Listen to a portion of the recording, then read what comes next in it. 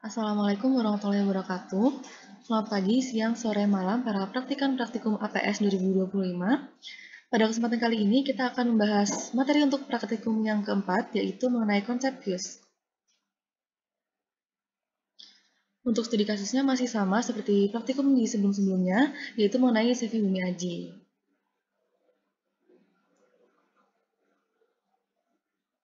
Nah, mungkin kita review sedikit terkait materi yang akan dibahas, yaitu pertama ada Django Project and App. Jadi di sini bisa dilihat di diagramnya, yaitu konfigurasi file-files yang ada di Project Django dan juga di Apps Django. Dan kita masuk ke views. Views sendiri adalah fungsi di Python untuk menerima request dari web dan juga mengembalikan responsnya. Nah, responnya tuh bisa dalam bentuk HTML, konten HTML, seperti web page, terus redirect, atau pengarahan ke halaman yang dituju, dan 404 error pages, yaitu sebuah halaman yang akan ditampilkan jika terjadi error. Ini ada XML documents, image, atau tipe-tipe konten yang lainnya. Dan untuk HTML sendiri atau Hypertext Markup Language, yaitu suatu bahasa yang menggunakan teks khusus atau teks spesifik yang mengekspresikan kode yang harus diinterpretasikan oleh browser sehingga bisa menampilkan halaman yang diinginkan. Singkatnya, HTML itu yang mengatur interaksi antara pengguna dengan websitenya.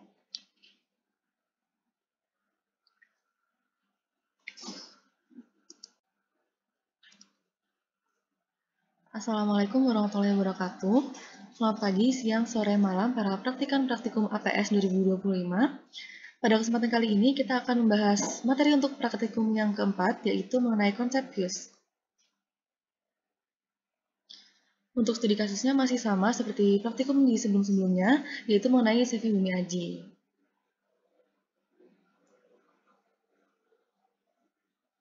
Nah, mungkin kita review sedikit terkait materi yang akan dibahas, yaitu pertama ada Django Project and App. Jadi di sini bisa dilihat di diagramnya, yaitu konfigurasi file-files yang ada di Project Django dan juga di Apps Django. Dan kita masuk ke views. Views sendiri adalah fungsi di Python untuk menerima request dari web dan juga mengembalikan responsnya. Nah, responnya tuh bisa dalam bentuk HTML, konten HTML, seperti web page, terus redirect, atau pengarahan ke halaman yang dituju, dan 404 error pages, yaitu sebuah halaman yang akan ditampilkan jika terjadi error. Ini ada XML documents, image, atau tipe-tipe konten yang lainnya. Dan untuk HTML sendiri atau Hypertext Markup Language, yaitu suatu bahasa yang menggunakan teks khusus atau teks spesifik yang mengekspresikan kode yang harus diinterpretasikan oleh browser sehingga bisa menampilkan halaman yang diinginkan. Singkatnya, HTML itu yang mengatur interaksi antara pengguna dengan websitenya.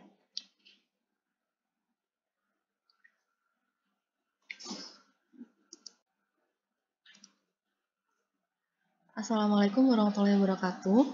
Selamat pagi, siang, sore, malam para praktikan praktikum APS 2025. Pada kesempatan kali ini kita akan membahas materi untuk praktikum yang keempat, yaitu mengenai konsep views. Untuk studi kasusnya masih sama seperti praktikum di sebelum-sebelumnya, yaitu mengenai CV Bumi Aji.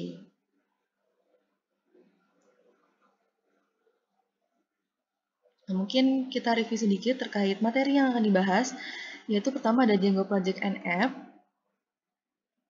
Jadi di sini bisa dilihat di diagramnya, yaitu konfigurasi file-files yang ada di Project Django dan juga di Apps Django. Dan kita masuk ke views.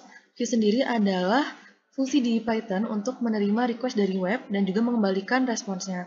Nah, responnya tuh bisa dalam bentuk HTML, konten HTML, seperti web page, terus redirect, atau pengarahan ke halaman yang dituju, dan 404 error pages, yaitu sebuah halaman yang akan ditampilkan jika terjadi error.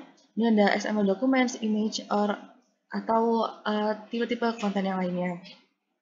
Dan untuk HTML sendiri atau Hypertext Markup Language, yaitu suatu bahasa yang menggunakan teks khusus atau teks spesifik yang mengekspresikan kode yang harus diinterpretasikan oleh browser sehingga bisa menampilkan halaman yang diinginkan.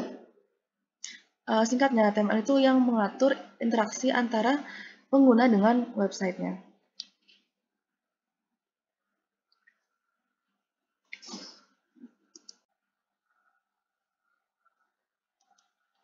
Oke, mungkin bisa kita lanjutkan ke pembuatan views. Jadi untuk tag views sendiri ada di folder app, di mana di sini app kita namai dengan Guava, maka bisa dilihat dalam Guava ini ada file bernama views.py. Nah, kemudian untuk yang pertama adalah kita memasukkan kebutuhan-kebutuhan untuk pengolahan data di dalam views. Mulai dari di sini ada from Django.shortcuts, import and redirect. Fungsinya adalah jika render buat mengarahkan ke halaman HTML dan mengirimkan data dari views ke template, sementara redirect untuk mengarahkan ke page HTML lain. Bedanya untuk render dan redirect, kalau render sendiri adalah bisa mengirimkan data ke HTML atau templates, sementara redirect cuma mengarahkan ke page lain. Dan ada from.import models. Di sini maksudnya adalah kita mau memasukkan semua entitas di models, kemudian mau dikirimkan ke views.py. Kemudian ada from datetime import datetime. Di sini modul Python untuk mendapatkan waktu sekarang atau memanipulasi waktu jika diperlukan di dalam pengolahan data kita. Dan import calendar. Jadi di sini adalah untuk fungsi-fungsi terkait kalender seperti nama bulan, jumlah hari, dan lain-lainnya. Dan ada from Django.http import http response. Jadi untuk mengembalikan respons biasa seperti text file atau lainnya selain HTML template. Kemudian di sini ada juga from Django.contrib import message, yaitu untuk mengirim pesan singkat ke user seperti apabila login gagal akan ditampilkan login gagal gitu. Kemudian untuk from Django.contrib out import login logout authenticate. Di sini adalah untuk login sendiri untuk menyimpan sesi user yang sudah terautentikasi. Dan untuk logout adalah untuk keluar dari sesi login. Kemudian untuk authenticate yaitu untuk memvalidasi username dan password user. Dan juga ada from Django.contrib out decorators import login required, yaitu dekorator yang memastikan user sudah login sebelum mengakses suatu view. Ini ada from.decorators import role required. Jadi di sini adalah dekorator buatan sendiri, biasanya untuk membatasi akses view berdasarkan role user. Kemudian ada juga from Django.forms import date input. Di sini adalah widget input untuk tanggal di dalam from Django dan lain-lainnya. Jadi di sini pada intinya import di views itu agar kita bisa menampilkan halaman, bisa mengambil dan mengolah data dari database, untuk mengatur login atau otorisasi user, untuk proses input dari form, untuk menggunakan fungsi-fungsi tambahan seperti waktu, kemudian mate atau JSON, terus untuk bikin output khusus seperti PDF atau QR atau email dan lain-lainnya.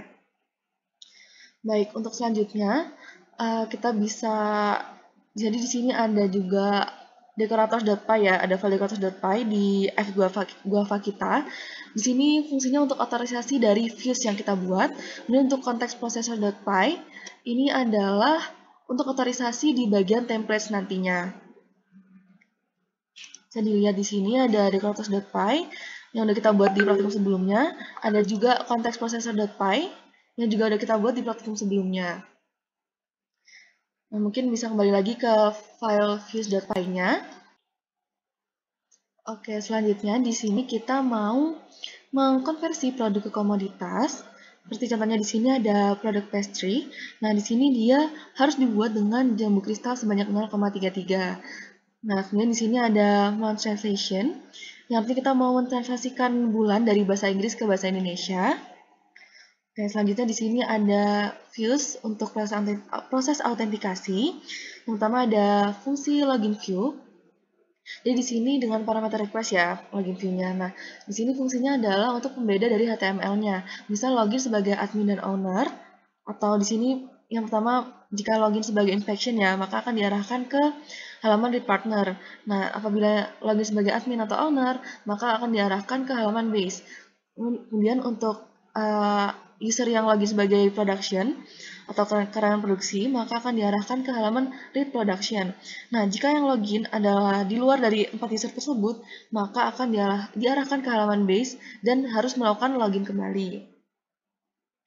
Selanjutnya di sini ada function untuk perform login, sama juga dengan parameter request. Nah, di sini bisa ada metodenya ya, ada post, get, dan lain-lain.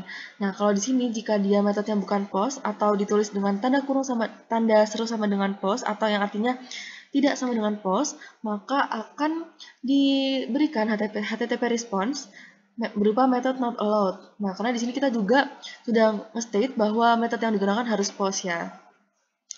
Nah, jadi di sini itu maksudnya kita tidak bisa menggunakan metode lain seperti get karena di sini kan kita memberikan user credentials ya ke Django. Jadi metode yang digunakan haruslah post gitu. Nah, selanjutnya di sini kita mau mengambil username dan password dari hal-hal yang sudah kalian post. Nah, di sini ada variabel username login, ada variabel password login. Nah, di sini jadi akan diisikan dengan username dan password yang sudah dipost. Kemudian di sini ada user obj atau user object. Di sini dengan fungsi authenticate, yang mana jika kita login sebagai admin atau owner, nanti isi variabelnya sama seperti apa yang di-authenticate gitu. Selanjutnya di sini ada if user object is not known. Nah, artinya jika user object bukan known atau terisi admin, owner, dan lain-lain, maka dia akan login. Nah, di sini. Kemudian kita berikan message success berupa login success. Selanjutnya di sini kita mau mengarahkan orang-orang yang sudah autentikasi ke page HTML masing-masing. Contohnya di sini ada if user object.groups filter name admin.exist, maka akan diarahkan ke halaman base. Maksudnya jika admin yang login, maka akan diarahkan ke halaman base. Sementara jika yang login sebagai inspection atau kalian inspeksi, maka akan diarahkan ke halaman lead partner. Kemudian untuk yang login sebagai karyawan production, maka akan diarahkan ke halaman lead production. Sementara selain dari user-user tersebut, maka akan diarahkan ke halaman login. Dan di sini ada juga message error berupa invalid username or password. Jadi di sini kalau misalnya login dengan username dan password yang salah, maka akan diberikan message error berupa invalid username or password. Kemudian akan diarahkan kembali ke halaman login untuk melakukan login ulang. Oke, selanjutnya di sini ada function untuk logout. Nah, di sini ada logout view sama perform logout. Nah, dua-duanya sama seperti sebelumnya didahului oleh login required yang artinya user yang mau logout harus melakukan login terlebih dahulu. Nah, di sini bedanya antara logout view sama perform logout yaitu jika logout view di sini kita menampilkan pesan sukses apabila user berhasil logout yaitu berupa successfully logout. Sementara kemudian dikembalikan ke halaman login ya. Nah, sementara pada perform logout di sini itu kita tanpa menampilkan pesan suksesnya. Jadi apabila berhasil logout maka akan langsung diarahkan kembali ke halaman login. Seperti itu. Kemudian di sini ada function base. Nah, sebelumnya di sini sama ada login required dulu, yang artinya harus login terlebih dahulu. Nah, kalau di sini ketambahan juga ada role required, yang artinya di sini kita membatasi user yang bisa mengakses halaman base. Nah, di sini ada owner admin misalnya, jadi artinya hanya owner dan admin yang bisa mengakses halaman base kita atau base.html. Nah, untuk selanjutnya kita akan beralih ke file urls.py. Nah, di sini juga ada di dalam app Guava ya, bisa kita lihat ada di sini. Nah, jadi untuk URL login, logout, dan base itu yang pertama path-nya dikosongin ya. Nah, di sini bisa dilihat dikosongkan saja. Dan untuk views-nya adalah views.login, views.login view. Dan untuk namanya adalah login. Dan untuk perform login, maka di sini ada perform login, kemudian ada views-nya yaitu views.performLogin. Dan untuk namanya kita namai perform login. Dan seterusnya. Jadi ini adalah laman yang akan kita kunjungi saat kita buka server nantinya. Selanjutnya kita akan ke template. Nah, caranya adalah sama ke folder apps Guava. Kemudian di sini kita klik new folder. Nah, misal kita pencet Guava di sini, kita klik new folder di sini. Dan kita beri nama template. Nah, kebetulan di sini sudah kita buatkan untuk folder template-nya, jadi tidak perlu dibuat lagi. Nah, di sini apabila kita udah buat folder dengan nama template, bisa kita buka. Nah, di sini ada berbagai entitas yang ada di sistem kita, ada base, ada commodity, ada cost, grade, harvest, log, market, dan lain-lainnya. Nah, di sini kita mau ke bagian base, dan di sini kita buka ke login HTML. Oke, jadi ini untuk halaman HTML-nya, untuk login. Nah, di sini mungkin ada beberapa tag yang digunakan ya. Yang pertama di sini ada load static. Nah, di sini itu digunakan di Django template supaya bisa mengambil file statis dari folder static. Nah, jadi folder static. Nah, untuk mengambilnya kita perlu tag ini, yaitu persen spasi static spasi lagi baru persen lagi. Nah, di sini agar kita bisa mengambil dari folder static yang ada tersebut. Dan di sini ada doctype HTML. Nah, di sini untuk memberitahu browser bahwa dokumen ini kita menggunakan HTML seperti itu. Kemudian di sini ada HTML length sama dengan n. Nah, di sini kita merupakan tag pembungkus dari semua isi web kita. Nah, di sini ada tag paling luar ya. Jadi di sini kita juga mengatur bahasanya yang digunakan, yaitu bahasa defaultnya bahasa Inggris seperti itu. Kemudian di sini ada tag head. Nah, di sini adalah bagian dari kepala dokumen kita.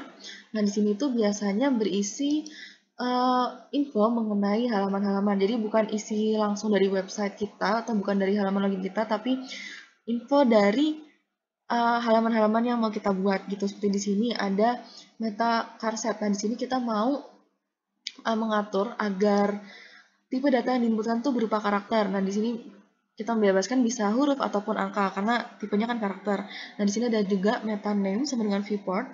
Nah, di sini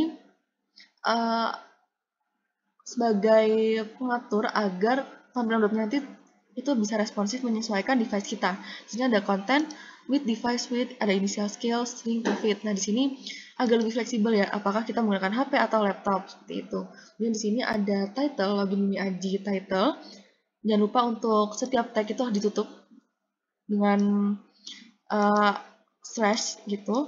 Nah, di sini untuk title login Aji ini adalah judul yang mau kita tampilkan di halaman web kita nanti.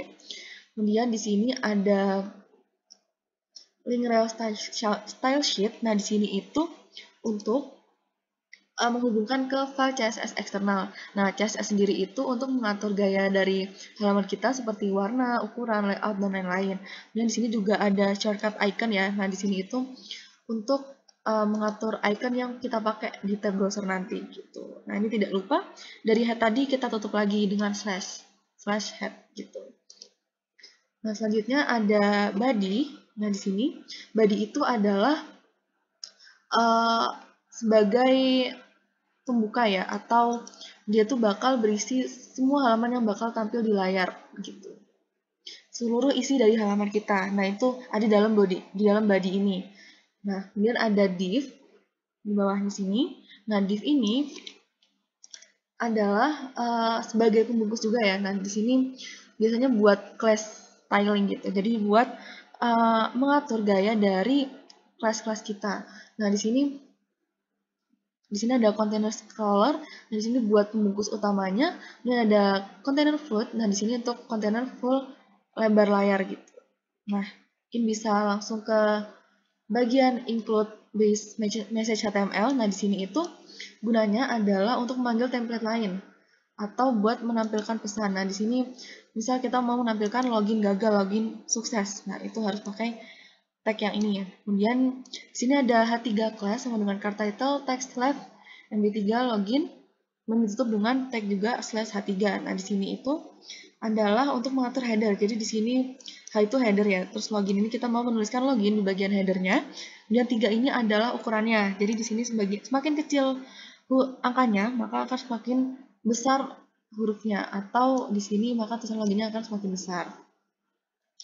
Dan di sini kita mau membuat form. Nah, di sini untuk menginputkan username sama passwordnya ya. Kemudian dengan metode post. Nah, di sini ditulis method sama dengan post.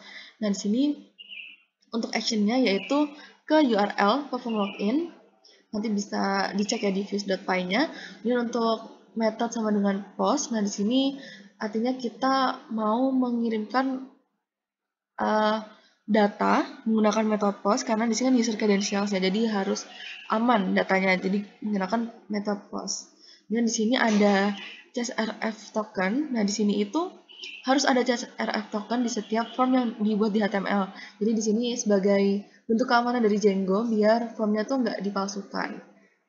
Tuh, jadi ini memang udah ketentuan dari Django-nya. Nah, kemudian di sini juga ada div class text center, ada button type submit. Nah, di sini kita tuh mau mengatur tombol login-nya gitu. Jadi di sini kita beri nama login ya buat tombolnya. Jadi apabila kita sudah mengisikan username sama password, nanti akan disubmit dengan tombol login yang sudah tersedia atau yang kita buat itu. Nah, kemudian itu mungkin itu dulu untuk HTML dari loginnya. Kita bisa beralih ke 404.html yang juga ada dalam base.